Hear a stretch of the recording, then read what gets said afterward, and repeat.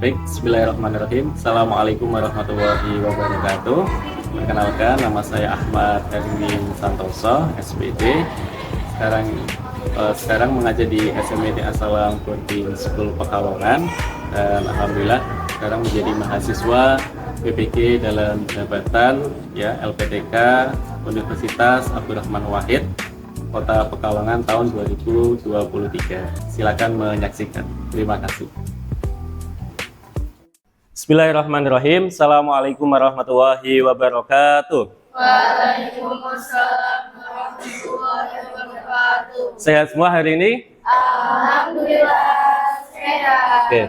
Ada yang tidak berangkat? Oke, alhamdulillah berangkat semua. Baik, hari ini pertemuan keempat kita berkaitan materi tentang Bani Abbasiyah. Ya, kemarin antum semua sudah yang pertama sudah membuat mind map, yang kedua sudah membuat produk, dan yang ketiga insya Allah nanti Ustadz akan memberikan proyek yang selanjutnya, ya, disiapkan. Sebelumnya kita akan 5R terlebih dahulu sesuai dengan budaya yang di pondok kita, ya. Ada ringkas, rapi, resik, rajin, dan rawat. 1 menit untuk 5R untuk membersihkan sampah, bersiap-siap supaya pembelajaran kita nyaman, tenang, dan bisa bermanfaat. Ayo, silakan dibersihkan, siap-siap. Selesai 1 menit. Oke, selanjutnya kita akan berdoa. Silakan dipimpin doa Uhti Maidara. Billahi minasyaitonirrajim. Bismillahirrahmanirrahim. Raditu billahi rabba wa bil islami dina wa bi Muhammadin nabiyya wa rasulah. Rabbi zidni ilma warzuqni fahma. Amin ya rabbal alamin. Semoga ilmu kita pelajaran hari ini bisa bermanfaat. Allahumma amin. Selanjutnya Ustadz ingin berpantun dulu nih. Ada pantun, ada 2 pantun, ya. Ini berkaitan dengan ilmuwan yang kemarin kita pelajari. Yang pertama, siap ya? Pohon beringin tumbuh di tepi jalan. Cakep. Dikelilingi oleh semak belukar. Cakep. Al-Khwarizmi, sang matematikawan, penemu angka, nol dan rumus aljabar. Oke. Oke ya. Oke. Ini pantun yang pertama berkaitan dengan Al-Khwarizmi, sang penemu angka 0. Yang kedua, dengarkan nih. Pohon kamboja di jalan kenangan, buat berteduh di saat hujan. Ibnu Sina, ilmuwan kebanggaan, peletak dasar ilmu kedokteran. Ya, luar biasa. Jadi nenek moyang kita ternyata penemu-penemu, seorang ilmuwan-ilmuwan, dan semoga teman-teman kelas 8D ini bisa meneruskan, ya, sesuai dengan potensi yang ada, ya. Siapa tahu nanti kedepannya ada yang menjadi seorang ilmuwan. Baik, lanjut. Nah, di sini saya akan bertanya terlebih dahulu, ya, sebagai awalan. Siapa ilmuwan penemu lensa kamera? Ini yang kemarin. Ya, silakan, Mbak. Siapa ilmuwan penemu lensa kamera? Siapa? Ibnu Al-Haytham. Ibnu Al-Haytham. Tepuk tangan. Oke, ya. Benar. Kemarin sudah dipresentasikan, ya, berkaitan dengan lensa kamera. Lanjut, yang kedua. Apa penyebab runtuhnya Bani Abbasiyah? Satu saja. Penyebab runtuhnya Bani Abbasiyah. Ada faktor internal kah? Bisa faktor eksternal. Ada 2 faktor. Ya, silakan. Ini, Mbak. Faktor Apa runtuhnya? Silakan. Penyerangan dari bangsa Mongol, Mongol, ya. Mongol. Heeh. Terus munculnya bani-bani kecil, Dinasti-dinasti kecil. dinasti-dinasti Oke. kecil, dan pemerintahannya mulai goyah gitu. Oh ya, oke. Ada satu lagi yang eksternal. Perang salib. Selain. Oke, tepuk tangan. Oke, ya. Masih ingat. Oke. Baik, alhamdulillah untuk pemantik sudah paham semua. Jadi sekilas Ustadz ingin menyampaikan review materi yang kemarin yang dari awal kita pelajari bahwasannya Bani Abbasiyah ini adalah masa setelah Khulafaur Rasyidin. Ya, setelah itu kan ada Bani Umayyah, kemudian Bani Abbasiyah. Kalau Bani Umayyah itu masanya sekitar 90 tahun, kalau Bani Abbasiyah itu sekitar 5 abad atau 500 tahun. Dan itu tidak hanya satu khalifah, ada beberapa khalifah yang menjabat jadi khalifah, jadi pemimpinnya. Kemudian kalau di Bani Umayyah itu pusat pemerintahannya di Damaskus, ya. Kalau Abbasiyah di Baghdad. Oke, baik ya. Ini tentang sejarah Bani Abbasiyah. Kemudian ilmuwan-ilmuwan yang tadi setelah disampaikan, ya. Banyak sekali ternyata ilmuwan-ilmuwan pada zaman Bani Abbasiyah, ya. Patut kita apresiasi, ya. Ternyata umat Islam dulu pernah berjaya, masa keemasannya luar biasa. Ada Al-Khwarizmi, ya, tadi tentang matematika. Ada Jabir Ibnu Hayyan, ya, tentang kimia atau astronomi. Al-Kindi tentang obat-obatan, matematika juga, antropologi. Oke, ya, ada 3. Selanjutnya, masih banyak lagi. Ternyata ada Al-Farabi. Ada ilmu politiknya, ada ilmu logikanya, ya, dan ilmu alam. Al-Biruni, tuh, ya, Al-Biruni, astronomi. Ibnu Sina, ya, yang terkenal itu kan Ibnu Sina tentang kedokteran. Jadi kalau ada yang tadi cita-cita menjadi dokter, itu penerus dari ilmuwan-ilmuwan yang dulu, yaitu Ibnu Sina. Al-Ghazali tentang kedokteran juga, psikologi, dan Ibnu Rus ada kedokteran hukum.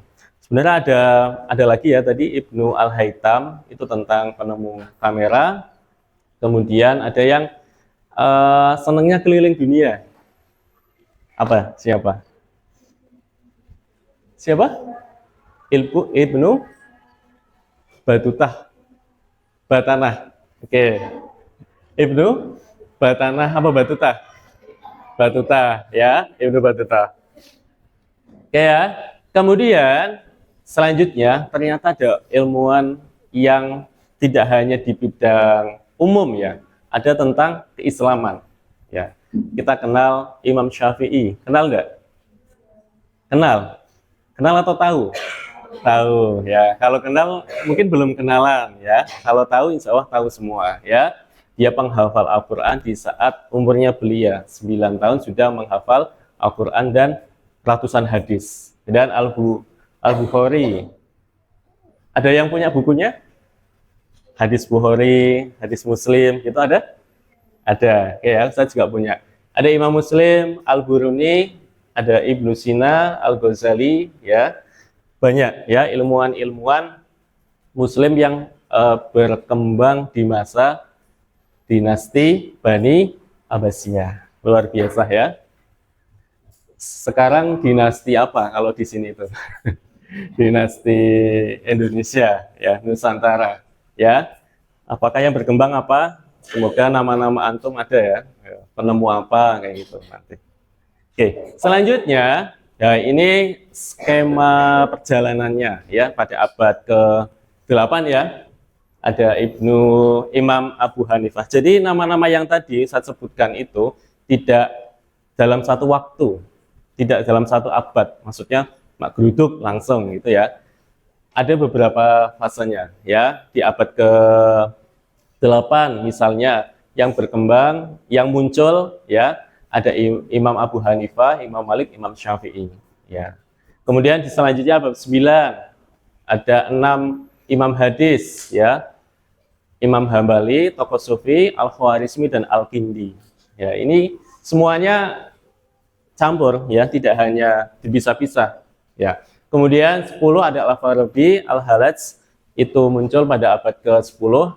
11 ada Ibnu Sina, Al-Buruni, dan yang ke-10 juga ya, 9, 10 Ibnu Rus dan Al-Ghazali. Ya. Ini semoga menambah semangat kita, ya, untuk bisa meneladani ilmuwan-ilmuwan pada zaman dulu. Ya. Ini jaraknya berapa ya? Dari tadi 750, 1200 ya. Kita sudah 1000, ini 2000 ya, 2000. Jadi tidak lama ya. Semoga kita bisa ada ya. Oke. Selanjutnya, tujuan hari ini, yang pertama kita akan membuat proyek ya. Nah, tujuan kita yang pertama meyakini bahwa ilmu merupakan ajaran agama Islam. Kita mencontoh semangat ilmuwan-ilmuwan pada zaman dahulu. Kemudian memiliki kecintaan terhadap seni. Ya, nanti proyeknya akan mengarah ke tujuan pembelajaran pada hari ini. Oke. Yang pertama, kelompok pertama itu akan membuat proyek ya. Proyeknya apa sih, Ustaz? Proyeknya adalah cerita bergambar atau komik tentang Bani Abbasiyah. Ada yang suka menggambar? Ada ya? Beberapa mungkin suka menggambar. Nah, silakan nanti tiap kelompok menuangkan ide-idenya untuk dalam satu gambar, kemudian nanti dipresentasikan. Kelompok yang pertama akan membuat gambar atau komik tentang sejarah Islam dari fase ke fase. Misal dari zamannya Nabi Muhammad SAW sampai Islam itu ke Indonesia. Jadi ada fase Nabi Muhammad, ya, ada fase Khulafaur Rasyidin, ada fase Bani Umayyah, Bani Abbasiyah, Turki, kemudian Islam ke Nusantara. Oke, sampai sini. Oke, itu kelompok yang pertama. Kelompok yang kedua, ini akan menggambar tentang ilmuwan-ilmuwan yang tadi direview saya sampaikan, ya. Apa saja sih ilmuwan-ilmuwan yang muncul dan lahir di zamannya Bani Abbasiyah. Oke. Yang ketiga, faktor runtuhnya Bani Abbasiyah.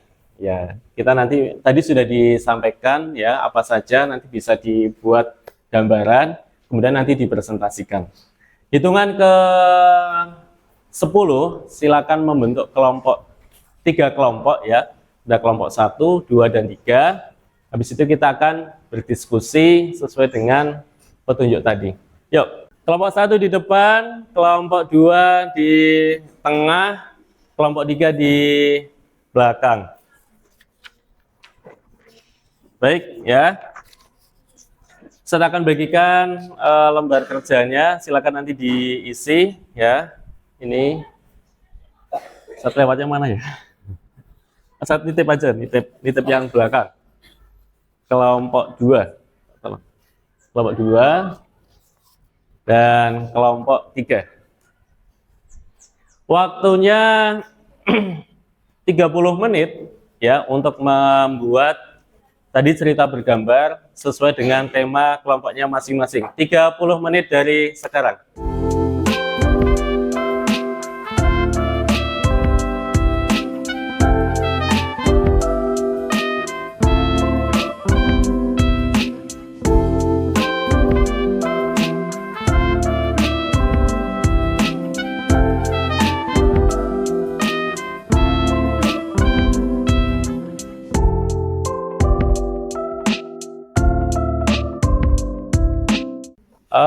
Ada kendala tidak? Sudah selesai semua ya? Oke, alhamdulillah. Silakan kembali ke tempat duduk masing-masing. Kita akan mendengarkan presentasi dari kelompok 1, 2, dan 3. Kelompok 1 langsung saja maju ke depan ya untuk mempresentasikan hasil Diskusinya. Assalamualaikum warahmatullahi wabarakatuh. Waalaikumsalam warahmatullahi wabarakatuh. Perkenalkan, kami dari kelompok 1 akan mempresentasikan tentang 6 fase pemerintahan Islam.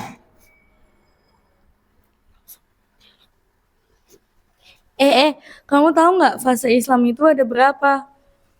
Ada 6. Oh, gitu. Emang apa aja sih?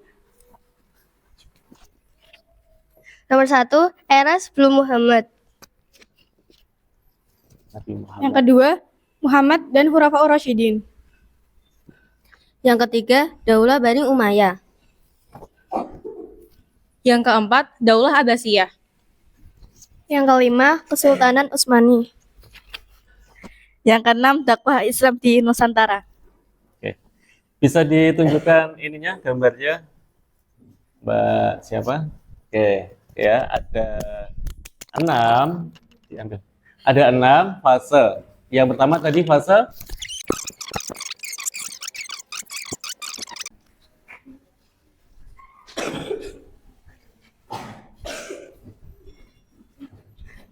Oke. Baik, silakan menempatkan tempat duduk masing-masing. UT kelas 8D. UT Soleha. Oke. Untuk tadi sudah mempresentasikan 3 kelompok dan alhamdulillah lancar sesuai dengan yang diharapkan. Di sini saya ingin membahas sekilas ya tentang runtuhnya dinasti Abbasiyah yang tadi di awal sudah disebutkan. Ya, ada faktor internal dan ada faktor eksternal. Mana eksternalnya? Ini eksternal. Ya. Yang pertama, ya. Jadi saya ingin bercerita dulu bahwasanya sejarah Islam ya itu berkembang di dunia ini ada fase-fasenya kayak gitu. Kenapa sih harus ada fase-fasenya, tidak Islam terus ya? Ini supaya seimbang kayak gitu, supaya seimbang. Kalau misal Islam semua kan nanti bisa damai dan sebagainya kayak gitu ya. Kita ibaratkan kayak di Indonesia ya, di Indonesia itu dari ada zamannya Pak Soekarno, setelah itu Pak Soeharto ya sampai Jokowi. Itu kenapa ganti-ganti terus? Ya karena memang sudah saatnya kayak gitu. Bisa karena faktor meninggal ya, karena usia, bisa faktor karena diundurkan atau faktor kesalahan kayak gitu. Ya. Jadi memang setiap fase itu ada ada pergantian. Untuk apa? Untuk regenerasi. Ya, untuk regenerasi. Tidak mungkin Pak Soekarno itu memimpin terus sampai zamannya kita, tidak mungkin. Karena usianya terbatas, kan ya. Ya, kita bisa melihatnya demikian. Oke, begitu pula dengan dinasti Abbasiyah. Ya. Kenapa dinasti Abbasiyah runtuh? Karena memang ada sebabnya. Ya. Kenapa dinasti Umayyah runtuh? Karena ada sebabnya. Kenapa Khulafaur Rasyidin selesai? Ada sebabnya. Ya, meninggalnya Ali karena dibunuh. Ya, dibunuh itu oleh siapa? Ada yang tahu? Ada ya nanti. Oke. Selanjutnya, ini runtuhnya dinasti Abbasiyah, ada faktor internal, itu karena khalifah yang diangkat itu lemah. Ya, jadi tidak bisa untuk memimpin pada saat itu, pada zamannya Bani Abbasiyah lemah. Ya, karena lemah karena memang pada saat kepemimpinnya itu pakainya apa? Dinasti, kekeluargaan. Ketika misal keluarga itu tidak bisa memimpin, harus dipaksa memimpin, akhirnya apa yang terjadi? Akan terjadi kekacauan, ya disebutnya lemah.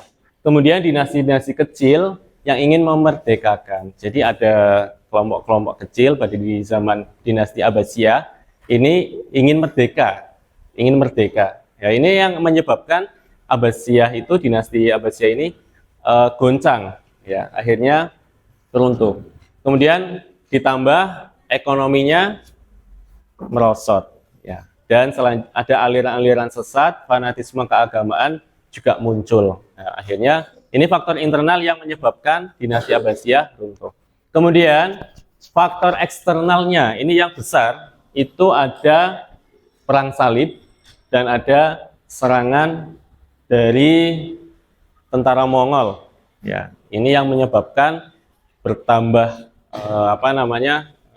buruknya keadaan saat itu sehingga runtuhnya dinasti Abbasiyah. Bisa dipahami ya? Oke. Nah, ini kemarin perintah untuk membaca ya untuk dari teman-teman semua kelas 8D ini di dalam Al-Qur'an ya kita diperintahkan untuk membaca ya untuk mengkaji ya supaya kita bisa berkembang ilmu pengetahuannya dan menjadi orang yang sukses ya. Kenapa Iqra ya membaca atau bacalah yang diperintahkan karena untuk supaya kita itu bisa mencari ilmu pengetahuan sebanyak-banyaknya. Bisa mencontoh bahwasanya zaman dulu itu nenek moyang kita pernah berjaya ya. Nenek moyang kita pernah menemukan penemuan-penemuan yang luar biasa. Kenapa kita tidak bisa? Ya, kalau kita padahal sama ya, kitabnya sama ya. Yang beda semangatnya mungkin. Ya, makanya di teman-teman kelas 8D supaya nanti bisa mencontoh dari ilmuwan pada zaman Bani Abbasiyah. Ada kata-kata menarik ya. Silakan dibaca, dipahami. Hakikat ilmu yang sesuai dengan ajaran Al-Qur'an adalah ilmu yang dapat mengubah manusia ke arah yang lebih baik. Itu hakikatnya. Bukan menjadi alat bagi manusia untuk mewujudkan keinginannya. Paham enggak? Ya, hakikat ilmu ya, itu kalau misalnya sesuai dengan ajaran Al-Qur'an, itu mengubah manusia bisa lebih baik lagi. Ya, bukan untuk ilmu itu bukan untuk menjadi alat manusia untuk mewujudkan keinginannya. Ya, mengejar jabatan, mengejar harta, mengejar kemewahan, sehingga nanti kita melalaikan dalam perbaikan-perbaikan hidup, ya, malah terjerumus pada kemaksiatan. Padahal hakikatnya ilmu itu untuk menambah baik diri kita. Itu catatannya. Bisa dipahami? Bisa dipahami? Oke ya, itu pesan dari Ustadz untuk materi pada hari ini, karena ini materi pertemuan keempat yang terakhir. Semoga dengan proyek-proyek yang sudah kita laksanakan pada pembelajaran pertama sampai keempat ini bisa bermanfaat dan kita bisa meneladani ya ilmuwan-ilmuwan pada zaman Bani Abbasiyah. Next, untuk pertemuan berikutnya adalah asesmen sumatif. Ya, kita akan mengerjakan ulangan atau PH berkaitan dengan Bani Abbasiyah. Dan yang terakhir, marilah kita tutup dengan bacaan hamdalah bersama. Alhamdulillahirabbil alamin. Subhanakallahumma wa bihamdika asyhadu alla ilaha illa anta astaghfiruka wa atubu ilaik. Semoga bermanfaat. Sekian dari Ustadz. Mohon maaf. Wassalamualaikum warahmatullahi wabarakatuh. Waalaikumsalam warahmatullahi wabarakatuh. Jazakumullah khairan. Wa iyyakum.